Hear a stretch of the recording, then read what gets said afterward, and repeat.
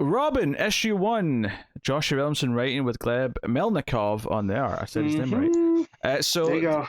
This is obviously the tournament book where he's going off to the tournament of Lazarus. The League of Lazarus. Yes, but it's the tournament of Lazarus. Tournament of Lazarus. Yeah. League of Lazarus tournament. And after watching Mortal Kombat last weekend and just seeing this type of stuff, it's very Mortal Kombat. This. Yeah, down to the way this ends, it's very. Well, so yeah, it was actually meant to be more of the original movie at one point because he's actually waiting for a boat, and then the boat takes him to the island. I was like, this is way more Mortal Kombat 1995. Also, a little bit Enter the Dragon, which I guess is actually kind of the inspiration that Mortal Kombat took. So I guess definitely. Enter the Dragon's a better comparison, but also and I'm getting Immortal Iron Fist vibes. With the different groups having champions that are fighting for them, and So the first couple of pages is kind of like a history, or the first page is a history of who Damien is, and then there's a nice page that just to establish that Batman's looking for Damien, and I love the status of the Bat family right now, because Batman's like, hey, everyone report in, and like Nightwing's like, nah, nothing at Titan's Tower or Bloodhaven. Tim's like, Arkham Asylum's clear. The Batgirl's like, nope, his place is, all of his animals are fed and, well taken care of, but he's gone. And then Oracle at the end, it was just a nice little line of like, I like this established Bat family and where they're all on the world right now. This is good. Feels very nice. It feels very nice. I haven't felt this way since before the New 52 in a lot of ways. So Bruce is concerned and talks about how, Damien wants to be Batman, but he kind of glosses over the time it took for me to become Batman. I think Babs puts it as, he thinks, you spent years training to become a superhero overnight. The irony of that statement, which is, it wasn't overnight. There was years of this traveling and training and all the rest of it. Yeah, it's that old saying, like with bands, is that you work hard for 15 years to become an overnight sensation. Yeah. Same vibe. So Damien's in just a regular cage fight. It's a qualifying match almost to go to the tournament. Against King Snake. Yeah. Which I didn't realize King Snake is Bane's dad. I didn't know that either. I've learned something today. Well, this is Williamson flexing, because he's done his research and he's flexing his writing muscles. He's like, look at this, look what I know. You don't know anything, you bunch of marks. Not only that, do you know where King Snake first debuted? I don't actually. Where did he first? Robin #2 from 1991. So okay. This is beyond flexing. This is he's doing the whole Hulk Hogan routine at this point in the ring. He just ripped his shirt off. Hey, you know what? This is the type of stuff I read comics for, and I'm a continuity wonk. So the fact if you're gonna play with that type of stuff, because again, I was like, King Snake's familiar, and I'm sure I've read him in books before. I mean, he's a dude with a martial artist with a snake tattooed on his chest. Of course, he stands out, but like him just adding the stuff in here, and then him talking about, it gets revealed later in the book. He's, that was Bane's dad, so it had extra meaning. Yeah, so it's like, Damien might have targeted this guy especially because of what happened to Alfred. But the fact that this is also a cool reference to the very, the second issue of Robin from back in the day is a really neat touch. So they have a fight, of course. Damien knees the bastard right in the face. That's a V trigger. That ain't just a knee. He lined it up. It's I don't know. No, I would say it's more of a Daniel Bryan flying knee because of where the other leg is. I would say. The Kenta flying knee, I guess. Yeah, that's true. So he cracks him right in the face. The art's very good, by the way. Melnikov is doing good things here. I think the white background when it's just playing with the black and red of his outfit is a really nice, simple touch. Honestly, him imitating the manga page when Damien's reading this book. Which, honestly, the flow of this page threw me off a little bit. Yeah. Because I read it wrong, because I went down to the panel beneath. This is why they always tell you that doing the vertical panel on the right side of the page is more difficult to pull off. Wow. I didn't even think about to read it backwards. That's why it doesn't make sense. I thought it just makes sense because I don't know manga. I read this page like 4 times. And I was like, okay, there's some question about. I didn't get it at first either. But do you know what? Here's the thing: not everyone who reads comics reads manga, so I didn't immediately go, I want to read this backwards because manga reads the other way around. Oh man, this is hilarious. I mean, the sentiment still is there that why he's connecting to this. Yes. You know, it's about a painter whose parents told him that he has to follow a plan if he wants to be the best painter. You know, So, and then yeah. I love Damien having, like, in his head ghost style. And I know we kind of did this with Bruce already, but I think Damien feels the most responsible because he was there. And I feel like he's the kid. Kind of the reason. Yeah. You know, so he has a lot of guilt walking around. He has a lot of guilt. I love the idea that it never shows you his face properly. You see, bottom of a mouth. You see, it's a bit more mystical the way it's kind of presented. Yeah. And it's Alfred that says, "Hey, did you go after him because he's Ben's father? Was this like a revenge thing?" And Damien plays it off as, "No, he was just next in line. There's nothing to it." Yeah. But I think this is a nice little mechanic to play with Damien, because Damien's a character who maybe needs the guilt trip in his ear a bit more. Yeah. Not because of what happened to Alfred, but just because he's such an arrogant little shit. Right. No, he needs to. That's the only way that he's going to process it if it comes from somewhere else, because he's not going to actually have it come from within. That he almost needs someone telling him why he's such a little shit. And there's so much atmosphere here, because when the mysterious figure comes and gives him his token to say that he's in the tournament, you get that creaky night at the docks. Small town. There's a old ship over yonder kind of thing. But he doesn't bother paying attention to the rules. He just kind of smirks and says, "Whose rules?" as if he's that much of a badass. He gives all of his prize money to this family who's like struggling and homeless, and they're all happy. So it's like, as much as he's a little dick, yeah, no pun intended. No, because he's not. Yeah, he's closer to a little Jason. Yeah, as much as he's a little dick, he does have a heart, and that's nice. But yeah, that ship ride was very, Skull Island. We have to get through the storm barrier to get to the mysterious island where everything is. Yeah. Very much that. We have a bunch of C-list and D-list villains who are on the ship. Yeah. I don't know who most of these are, but I recognize the names that they had to fight. And it also is good that it's again, talk about Williamson flexing, is these aren't the typical ones that you would think.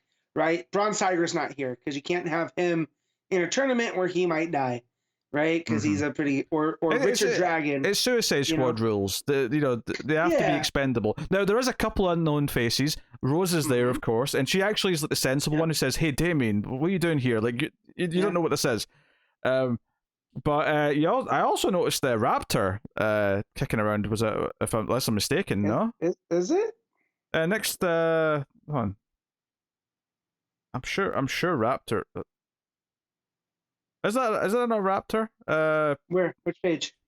So when she says "I am Mother Soul," the panel underneath that, and they're all looking sideways.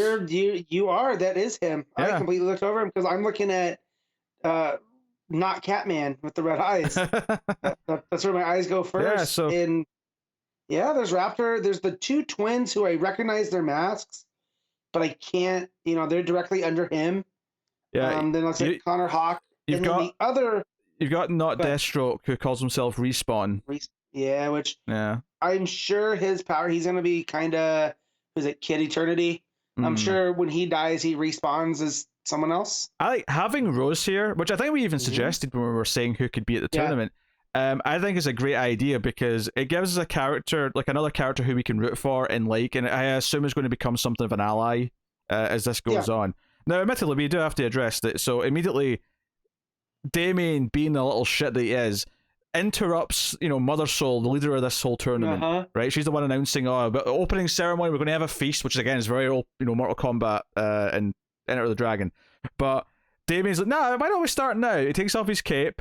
I'm here to fight. Let's fight. I am Robin. I'm son of the bat, heir to the demon. Blah blah blah blah. He does his whole speech, and so this other, villain who I assume is new, Flatline, shows up, and I don't like. She's one of the new ones. I like his comeback though. He says, "Oh, about like the one you're about to have." That's a good comeback.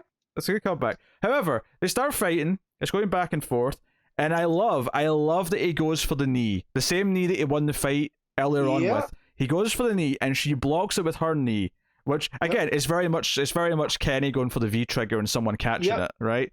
It's that moment, and he's like, "Wait, what?" And then we get one little tease on Lazarus Island. The fights are to the death, and the final page, She's holding his heart, and there's a hole in Damien's chest. Yep. Fatality. It's a fatality. Yeah, so obviously, we're not. Damien's going to be back somehow next issue. Guys, it's the League of Lazarus. Nobody actually dies on this island. However, you just lose. Do they have an explanation though for why he's not going to have the Jason bloodlust? Because I'm getting. Here's my thing: is on the League of Lazarus, because they're in this realm, it affects different, right? It's whatever Mother Soul is doing, right? Because the whole idea of them coming out of the Lazarus pit crazy is that the whole process of coming back to life breaks your brain, and you basically have to relearn. And so all over the course of years, even Ra's al Ghul hasn't mastered it, So I always like to undergo. However, on this island, maybe where the Lazarus pits originate from, or the magic, or whatever. So the question I would have then is, next issue, are they officially just going to pick up his body and throw him in because this was not an official fight? Therefore, we'll just resurrect him. He's learned his lesson, and then he's in for the tournament proper. Or is Rose say going to intentionally have to sneak his body to a pit and wake him back up? Maybe because, and I feel like Connor Hawke, you want an antagonistic relationship with him, but the fact that someone mentions that Connor, he's your biggest threat here, I almost feel like he has something to prove. So maybe he'll help bring him back because he wants to prove it. Yeah. He's. I don't watch Dragon Ball Z, but I believe that's called Goku rules, where you want to beat someone at their highest potential. Well, if you go back to wrestling, Ric Flair, if you want to be the man, you got to beat the man. Beat the man, right? Exactly. So that said, though, given the Flatline just won, I feel like she's now the one to beat. But whatever. Right, but again, it wasn't an actual fight. It was a pre-match. This is a dark match that's never to be aired. So, damn, I'm trying to find those other two characters. The twins, yeah, and I can't find them, but they look so familiar. Yes. So obviously he's coming back. I mean, if I was to put a guess on it, I would say that they're just going to say, "Well, throw him in the pit immediately." Officially, there's no sneakiness. We're just going to bring him back immediately, and he's learned his lesson because he just got his heart ripped out, and he looked at his own heart as he died. It's a hell of an ending. That's why she's called Fire. I got to that pit. I was not expecting that. Yeah. Right. I was not expecting Damien to die in the back. So this makes him the second Robin to die. Well, if he can't, Stephanie.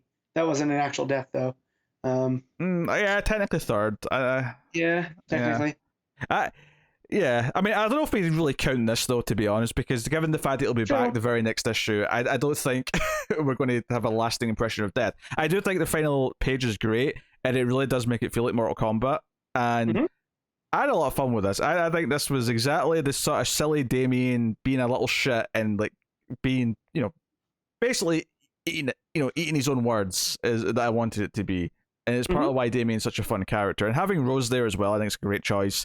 This was great. I mean, admittedly, I remember saying, is there any reason why that previous thing couldn't have been issue 1 instead of... This feels like its own thing, though. This feels like that does feel like a prelude. Yeah. But the tone's almost different than that. That is definitely a 0 issue, not an issue 1. I think after reading this. Yeah, I think in a way what separates it is that the backups and stuff were in a Bat book, and it was taken a bit more seriously with Tally and all that. I think now that Damien's actually taking the reins as the main character, his humor and his heart and all the things that come with his character feel that they're at center stage. So definitely. So yeah, that's cool. It's gonna drive me nuts till I find these guys. And the art's really good. Melnikov, I think I wasn't sure what to expect exactly. I've seen seen the work before, of course, but yeah. I think the fighting looks really good. I love that the move that he uses to win at the start is used again at the end, and it gets blocked because immediately. I know we keep comparing it to wrestling as a joke, almost because we don't annoys Connor, even though Connor's not here, but. I actually do think it's a really good comparison to wrestling because that's how they tell stories in wrestling. You have someone block someone's finisher, and it's like, oh, wait a minute, they've got something up their sleeve. As long as you're not spamming the finish, right? NXT style. Oh, of course. Suddenly they don't mean anything, and if I have to see Adam Cole do Panama Sunrise one more damn time, I'm gonna lose it. This is how Matt makes things last too long. Is that I can make a comparison, and he takes that as an opportunity to give an opinion on something that's not related to anything. I love Adam Cole. Don't get me wrong, but Panama Sunrise is a garbage move. Yeah, his girlfriend's better. 100%. And I love Adam Cole, but like for Baker DMD, come on now. She's starting to rival. Like she's making a push. She is making a push. It's like her and Sasha Banks right now. Like yes, but she has the advantage because the company she's in actually does smart booking. So they actually care about her character development, not just Sasha caring about her character development. Yes, Sasha never won a match at WrestleMania, despite it feels like it wasn't intentional. It's just that every time they've got bad plans for her. I don't know. It's weird. Anyway, and that match was fantastic. Anyways, yeah. So no, definitely, this is I can't wait to read more. Yes, it's like Williamson when he's really inspired. He's one of my favorite writers, hands down. It's like all of Nailbiter, about 70% of the Flash. I really, really love. But yeah, like this has automatically jumped to just this one issue has jumped him to the top of my list when it comes to DC stuff. I think he's getting better. I think it's a lot of stuff I liked in the Flash, although it obviously did go downhill. But even when it was at its best, it still it had rough edges a lot of the time, and that was just kind of expected. I think his Batman Superman stuff, once it got out of crossover territory, felt better than his Flash stuff did typically. And I think this again feels so confident and it's so focused and refined that I think this might end up being his best book at DC once we've had enough of it to really make that opinion. And then that hopefully just means that next time it's even better. And then, every time he gets a new character, new run, new family of things to do, hopefully that just keeps going. And given that they're positioning him and Tynion as being like two of the the main kind of writers who voices going forward, orchestrating the events and stuff like that and whatnot, that's cool. So what are you giving Robin issue 1? There's an 8.5. Am I giving my third book an 8.5? Or am I going to go out on a limb and say that?